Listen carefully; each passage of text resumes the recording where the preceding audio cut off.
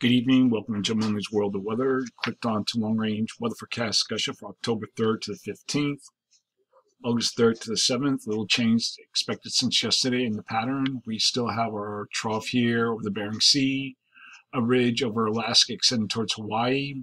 We have a trough here over the west.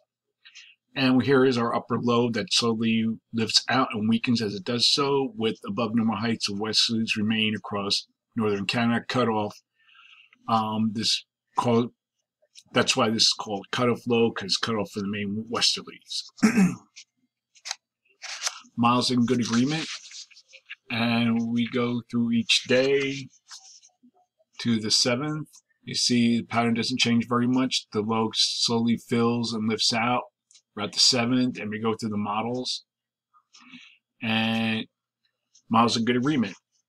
As the upper low lifts out, showers will gradually come to an end. High pressure over eastern Canada will keep conditions cool in the northeast.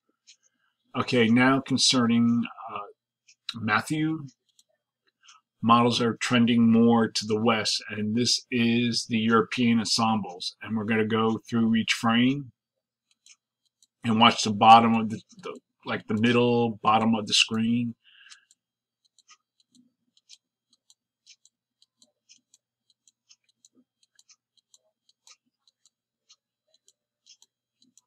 As I see it come up.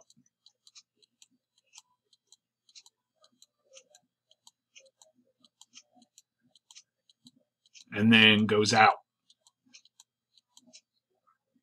That's the European ensembles. Now this is the GFS. And remember, the GFS is bringing it right up the coast. Watch the bottom middle of the screen again.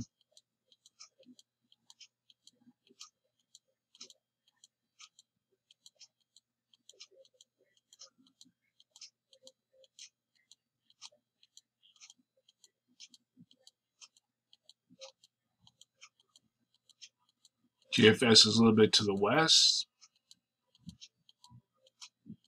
Comes up towards Carolinas. And goes out. So it's further north. Here's the European deterministics. Again, watch the bottom right hand of the screen.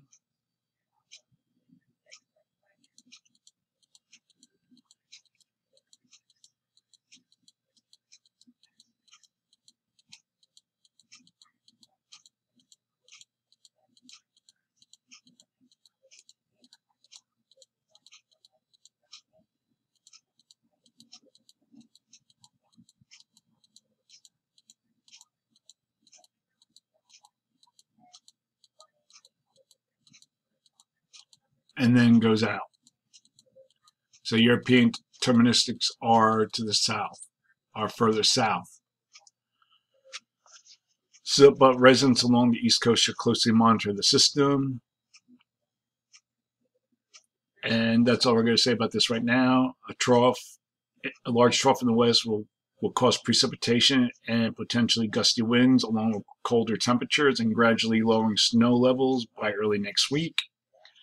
As the system begins to move into the plains early next week, a low pressure develops across the northern plains, along with moisture from the Gulf, should support showers and thunderstorms with some potentially heavy rain across the northern plains into the northern Rockies. We're going to look now at the period for October 6th to 10th. Here we are at the 9th. We still have our trough here, the Bering Sea, ridge, trough in the west, ridge here, still kind of like a split flow here. This is GFS, and then we go to the 10. The 10th, the flow is kind of flat, but still trough ridge configuration, and the miles are good agreement with this. So during this forecast period, I'm forecasting below normal temperatures here, with the anomalies of 2 to 6 degrees below normal, above normal temperatures for this region, with anomalies of 2 to 6 degrees above normal for precipitation, forecasting below normal precipitation here, above normal precipitation for the extreme East Coast. Now for the period for October 11th to the 15th, Here we are at the 11th. Now this is a GFS trough ridge trough configuration. We have our ridge, our subtropical ridge here. The models are forecasting some kind of a trough near or off the northeast coast. So this is GFS. We go to the 15th. This is the ensembles. Here's a European ensemble, so it's off the east coast. And here's Canadian, but forecasting generally a trough here in the west over Alaska. Actually, this extends from the Bering Sea into the west, ridge in between a trough somewhere along or near the west, near or along the east coast. So during this forecast period, I am forecasting below normal temperatures here and here, with anomalies of 2 to 6 degrees below normal, and above normal temperatures are forecast for this region with anomalies of 2 to 6 degrees above normal for precipitation. Calling for above normal precipitation for this region and for the interior northeast, and we have below normal precipitation here. So that is the long range weather forecast discussion for October 3rd to the 15th. Thanks for coming to Jim Lumley's World of Weather, and have a good day.